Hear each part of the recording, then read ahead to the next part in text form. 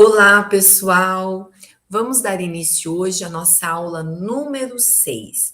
Na aula de hoje, nós vamos falar sobre os glicocorticoides e o estresse animal. Como toda aula, que nós temos o sumário do que nós iremos discutir. Primeiramente, nós vamos falar sobre as características da glândula adrenal. Depois, nós vamos falar sobre o eixo hipotálamo, hipófise adrenal.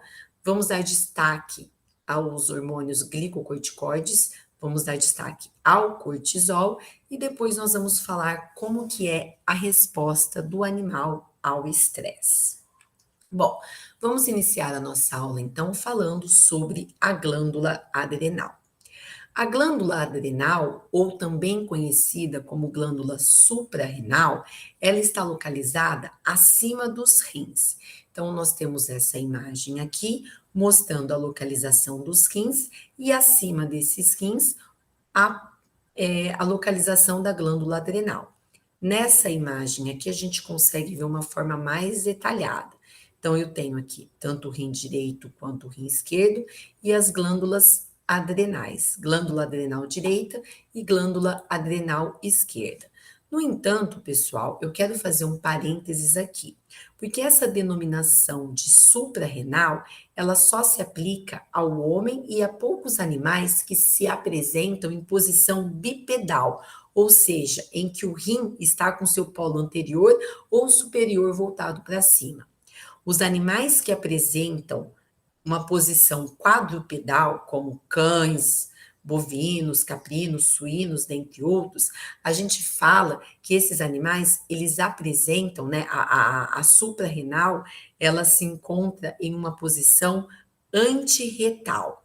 Há ainda outras variações, como em aves e anfíbios, em que essas referidas glândulas ocupam posições diferentes.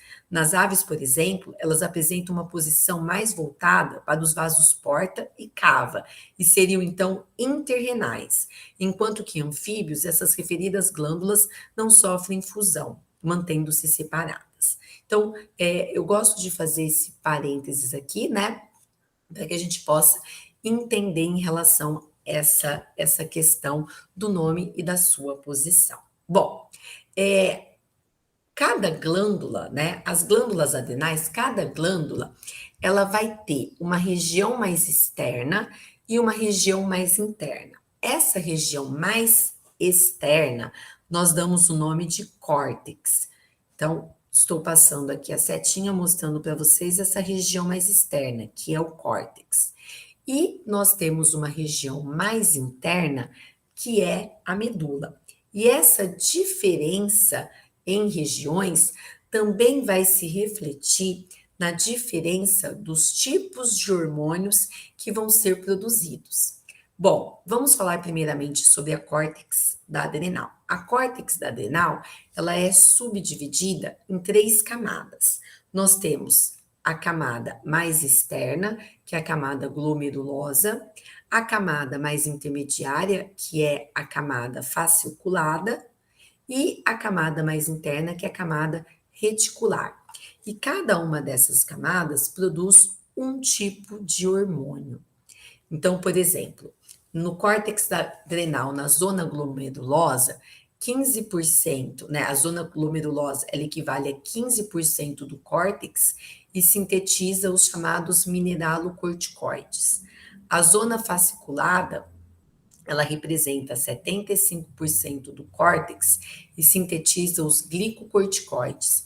Já a zona reticular, ela representa 10% do córtex e sintetiza os andrógenos adrenais. Nessa imagem aqui, a gente consegue ver mais detalhadamente. Então, olha só, o córtex. Então, a gente tem aqui zona glomerulosa, o principal mineralocorticoide que nós temos é a aldosterona, que nós falamos a ação desse hormônio nas aulas passadas. A zona fasciculada, os glicocorticoides dando destaque para o cortisol, e aqui a zona reticular dando destaque para os andrógenos. Tudo bem? E nós temos também a medula adrenal, que vai sintetizar 2 hormônios, vai sintetizar a epinefrina e a norepinefrina.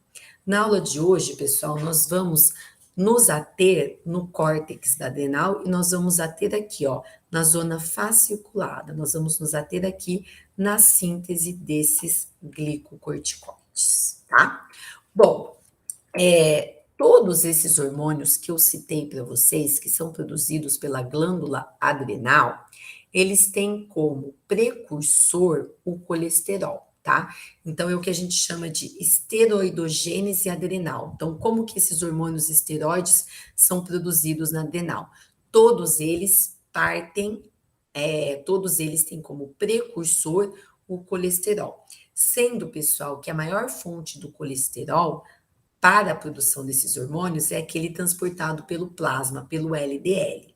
E aí, a partir desse colesterol, a síntese dos hormônios a partir desse colesterol, ela passa por vários processos, por vários passos enzimáticos, tá?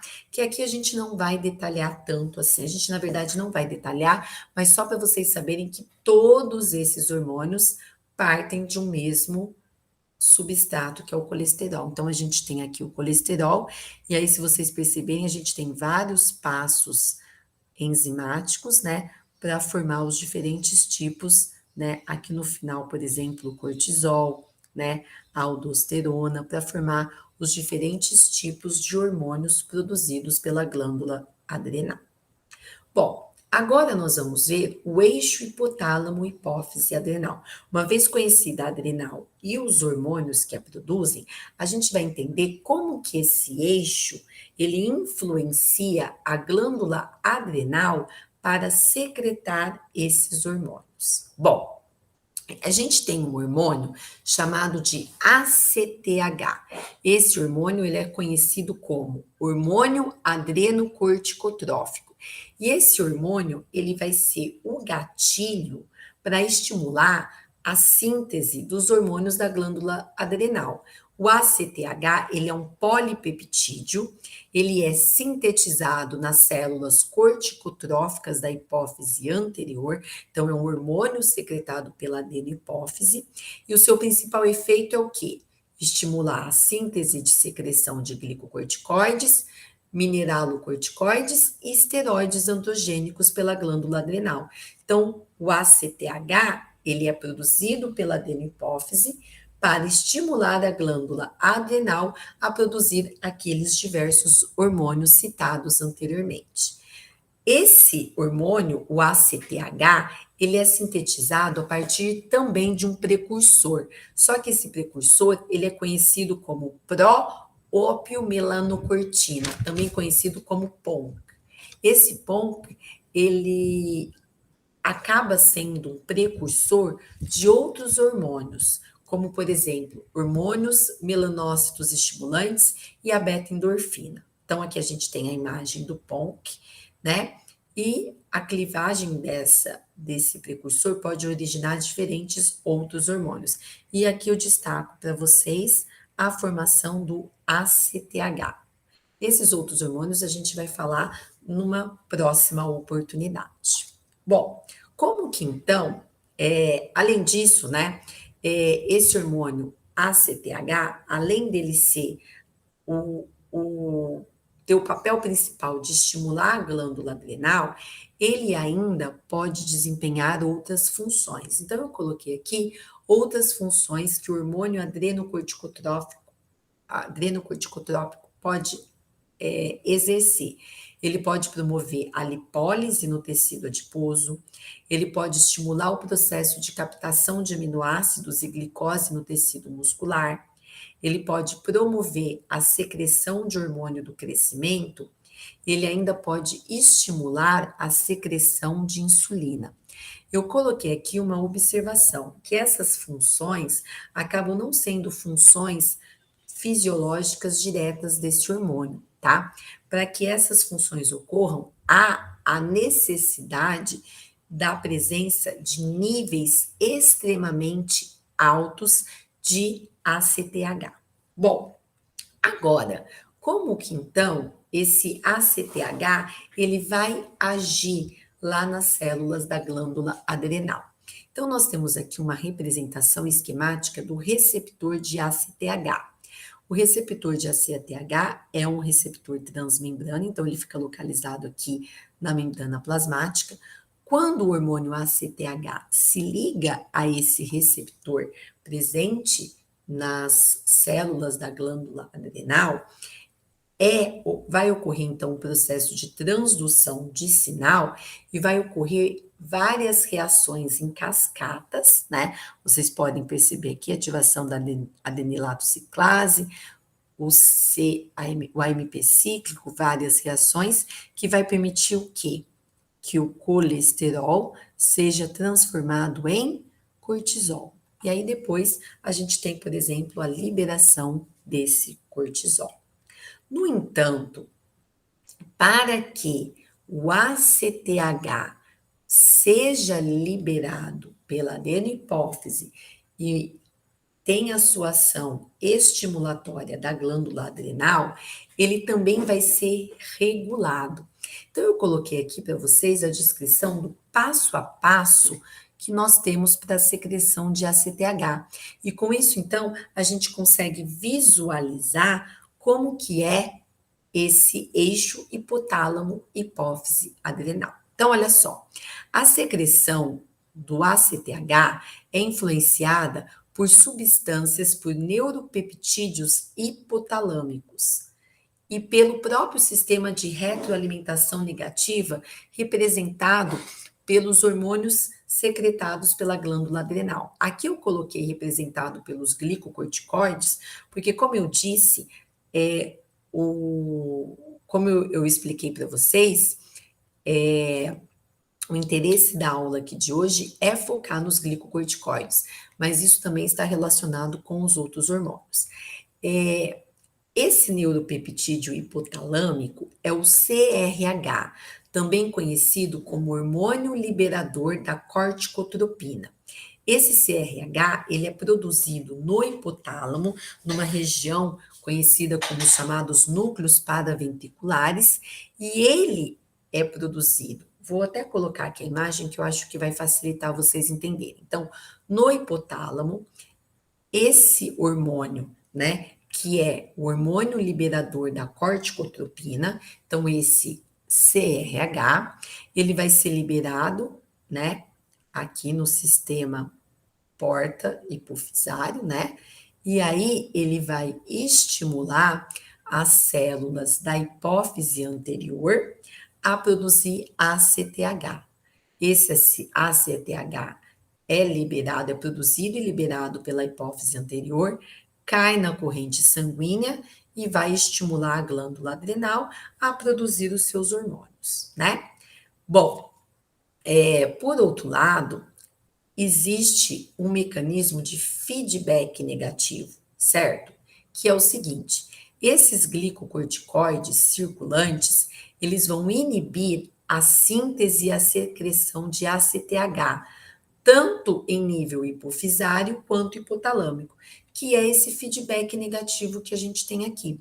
A glândula adrenal sendo estimulada, produz cortisol, andrógenos, produz aldosterona, e vamos observar aqui, o aumento da concentração de cortisol acaba funcionando como um estímulo para inibir a liberação de CRH. Então, olha só, essa inibição ocorrendo em nível hipotalâmico e também inibindo a hipófise. Então, inibe o CRH, liberação de CRH, e também inibe a liberação de ACTH, tá? Bom, essas inibições, né? A inibição, então eu tenho aqui a inibição da secreção de CRH no hipotálamo, e na hipófise, essa inibição, né, da produção, essa inibição do ACTH, ela vai ocorrer principalmente pela inibição da síntese do PONC. Então, se eu não tenho a síntese do PONC, eu não vou ter o precursor para a produção do ACTH. Nessa imagem aqui, então, a gente consegue observar de maneira bem detalhada tudo isso que eu falei para vocês, a ação do eixo hipotálamo hipófise adrenal. Então, vamos recapitular. O hipotálamo, no núcleo paraventricular, produz o CRH. O CRH estimula a hipófise a produzir ACTH. O ACTH vai agir na glândula adrenal, estimulando as glândulas adrenais a produzirem os seus hormônios, no caso aqui o cortisol. O aumento do cortisol pode fazer um feedback negativo, inibindo a liberação de CRH ou inibindo a síntese do PONC, que por sua vez vai inibir a formação do ACTH. Então, a gente tem aqui um mecanismo de feedback negativo, um mecanismo de controle da secreção dos hormônios da glândula adrenal. Bom, em síntese, o ACTH é o principal hormônio estimulador da síntese e secreção de cortisol. Cortisol é o hormônio que a gente vai discutir agora, né? É um dos principais glicocorticoides produzidos no nosso organismo e a gente vai discutir as funções. No entanto, é importante a gente destacar que existe uma secreção pulsátil, né? Que a secreção pulsátil, tanto de ACTH e de cortisol, elas obedecem um padrão do nosso próprio ritmo circadiano endógeno. Então, se vocês observarem aqui, pessoal, tanto a produção de ACTH e cortisol, elas são altas durante o dia, né? Então, a gente tem aqui essa produção desses hormônios começam por volta das 6 horas da manhã, tendo o seu pico de produção por volta do meio-dia, e aí a gente tem o quê? A diminuição, né? Chegando o quê? Chegando a ter uma diminuição muito grande da produção desses hormônios durante o período de noite, né? Então, existe um ritmo circadiano endógeno em relação à produção desse hormônio. E aqui a gente consegue observar, né, ao longo também do dia, tanto a produção de cortisol quanto a produção de ACTH. E percebam que a produção desses hormônios caminham juntos, né? A produção desses hormônios caminha junto, né? Já era algo, então, da gente se esperar, porque se eu preciso que o ACTH estimule o cortisol, tem que ter ACTH para o cortisol, no caso, ser produzido. Então, observem aqui, ó, tanto o cortisol como o ACTH, as concentrações desses hormônios são baixos durante o período da noite. Conforme vai adentrando a madrugada e vai amanhecendo, a gente tem um aumento da produção desses hormônios, né? E aí, o que vai acontecendo? Conforme vai amanhecendo, né? Conforme vai chegando aqui, ó, vai ocorrendo uma diminuição, tá? Aqui, então, a gente tem mostrando esse ciclo circadiano, mas eu gosto mais desse gráfico aqui, porque a gente consegue perceber melhor, tá? O pico maior de ação desses dois hormônios acaba sendo aqui, ó, por volta das 8, 9 horas da manhã, que a gente consegue ter uma ideia mais detalhada. Mas é importante a gente saber que a produção desses hormônios tem uma variação rítmica circadiana. Bom, já que a gente falou então, né, de todos esses hormônios e começou a dar mais destaque para o cortisol, vamos então agora detalhar quais são as funções, quais são as ações do cortisol no organismo dos animais, tá? No nosso organismo. Bom, o cortisol, ele é considerado como um hormônio metabólico geral. Aqui a gente tem a estrutura do cortisol e basicamente esse cortisol ele vai agir no metabolismo de carboidratos, no metabolismo de lipídios, no metabolismo de proteínas, tá? A ideia do cortisol é agir num mecanismo contrarregulatório, principalmente quando a gente pensa no cortisol em relação ao metabolismo do carboidrato. Ele tende a agir de forma contrarregulatória da insulina, tá? Então, aqui nós temos, né, aqui nós temos mostrando o receptor do glicocorticoide, como o cortisol, ele é um hormônio esteroide, se vocês lembrarem lá da nossa primeira aula, Os hormônios esteroides, os seus receptores, eles são intracelulares. Então, aqui a gente tem uma imagem, né? Aqui, então, é o meio extracelular, o meio intracelular. Então, o cortisol, quando ele é produzido, ele atravessa livremente a membrana plasmática, e aí esse cortisol vai se ligar aos seus receptores intracelulares, né? E aí, como a gente viu também, esses receptores, no caso aqui o GR, que é o receptor do glicocorticoide, ele vai atuar lá no material genético, né? Ele vai atuar lá no DNA, tá? Lógico também que existe aqui várias reações químicas, né? Uma cascata de reações, mas só para a gente reforçar que o receptor do cortisol é um receptor intracelular. Bom, então agora vamos partir para as principais funções desse hormônio. Primeiro, no metabolismo de carboidratos. Como eu falei, então, os glicocorticoides, eles regulam o metabolismo dos carboidratos, agindo como contrarreguladores da insulina, protegendo o organismo contra a hipoglicemia. Então, se vocês se recordarem, qual que é o papel? A gente discutiu isso na nossa aula de terça-feira. Qual que é o papel da insulina?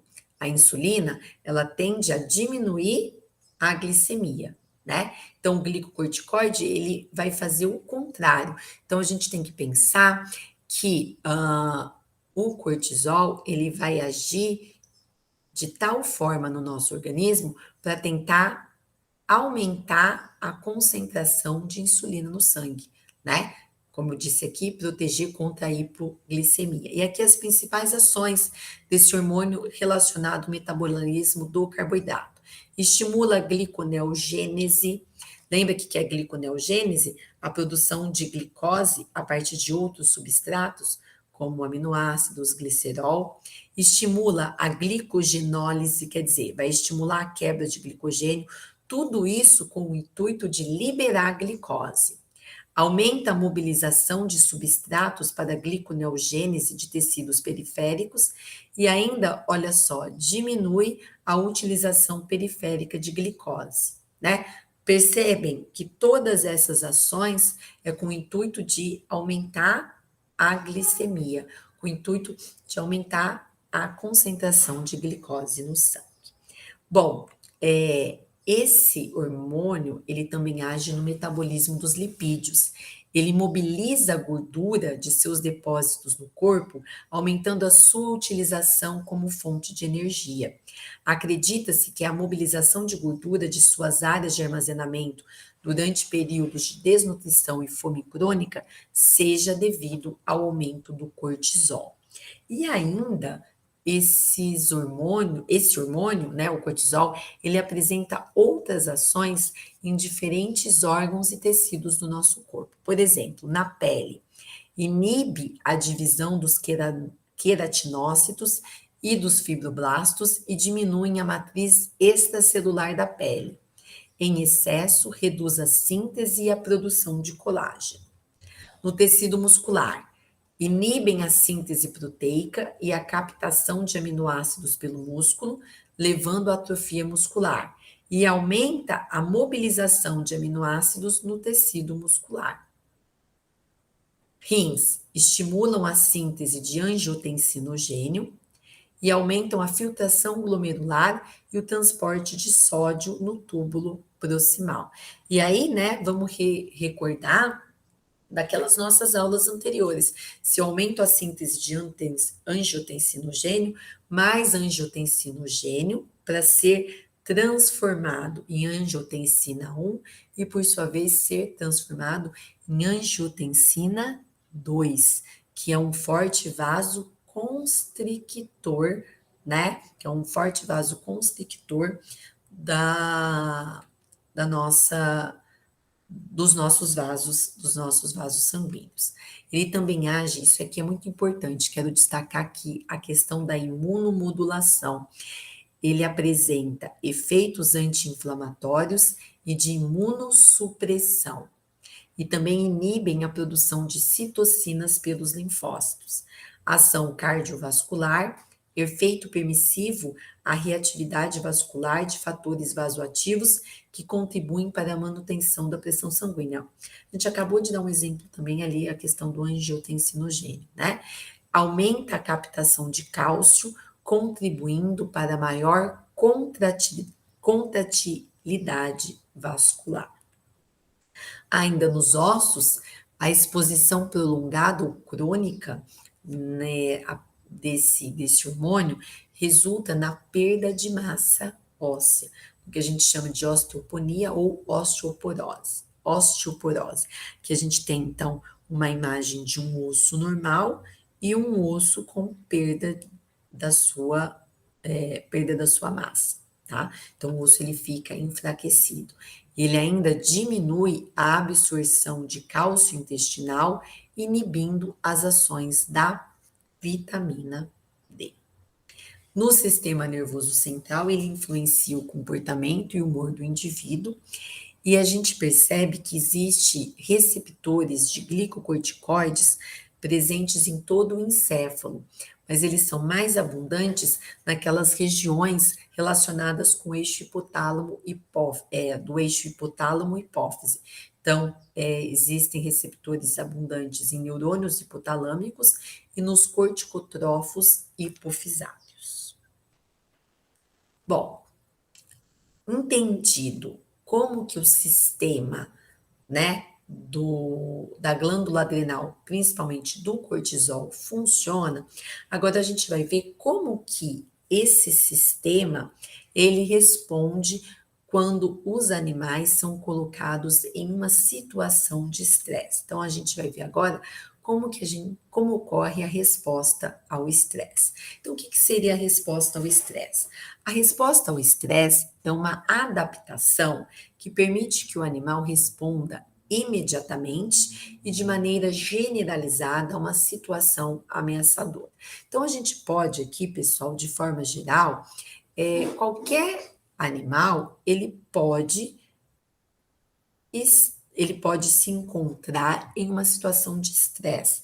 Esse estresse pode ser a presença de um predador, né?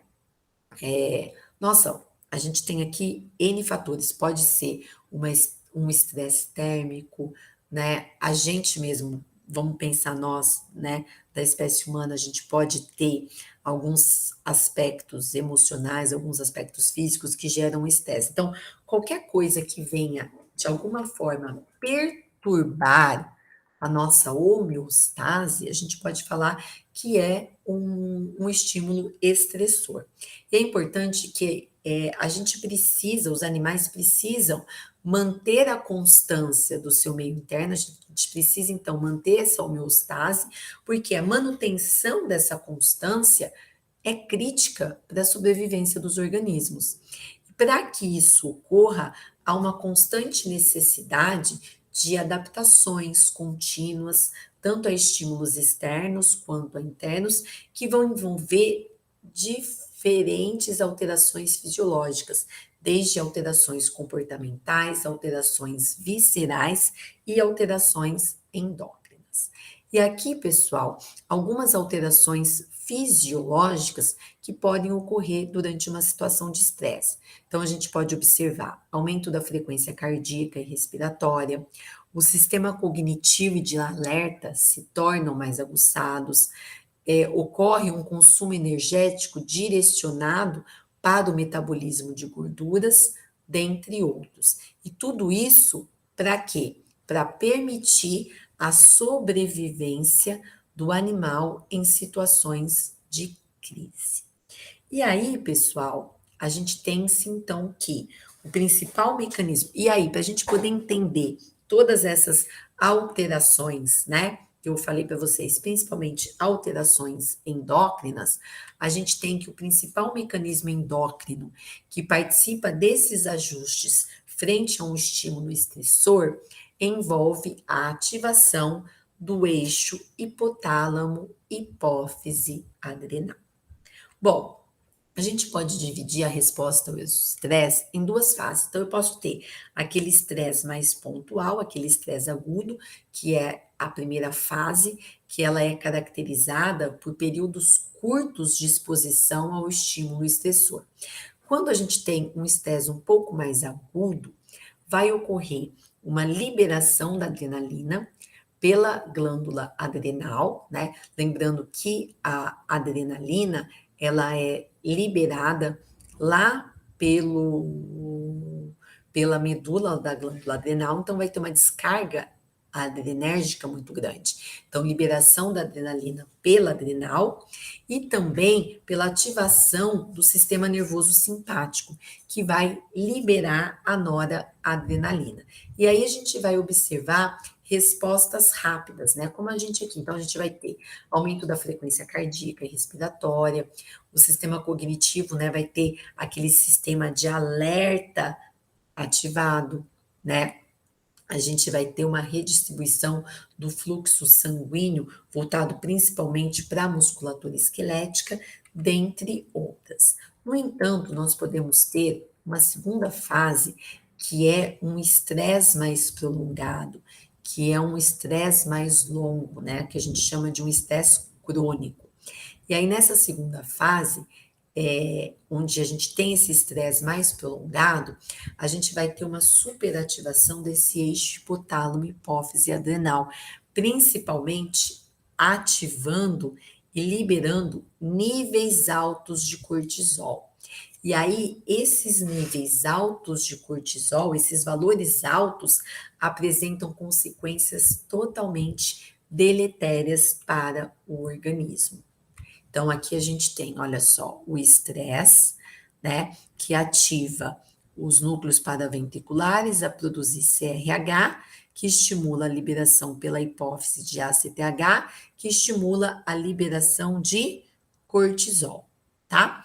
Mas da mesma forma, se é um estresse mais agudo, eu posso também ter ativação do sistema nervoso, né, do sistema nervoso autônomo, do componente simpático, para gerar aquelas respostas metabólicas e comportamentais referentes à liberação, por exemplo, de noradrenalina. Nessa imagem aqui, então, a superativação.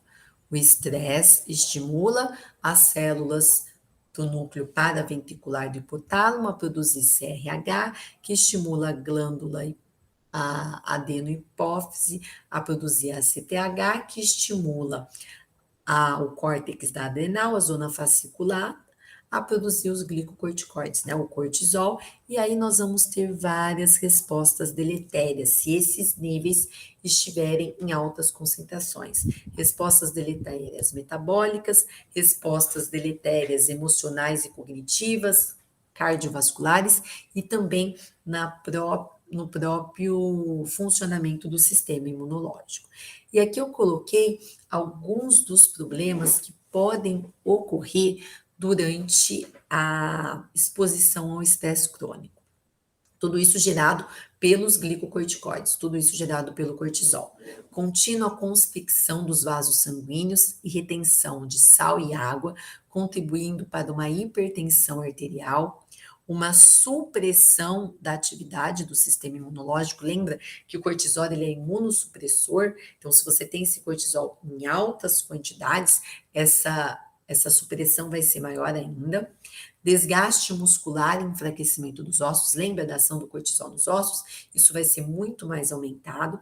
Se eu tenho um sistema imunológico suprimido, eu posso ter um aumento do risco de infecções, eu posso ter supressão, no caso da espécie humana, das funções reprodutoras, a gente ainda pode ter atrofia nos dendritos dos neurônios do hipocampo, e o hipocampo, se vocês recordarem, é uma estrutura relacionada com a memória, né? Com a memória, com o aprendizado, né? Então, você tem uma atrofia dos neurônios do hipocampo, além da sua própria redução, levando então a prejuízos, né, de ordens cognitivas, a prejuízos de memória, não só de ordem cognitiva, mas também de ordens comportamentais, levando a prejuízo de memória e alterações comportamentais.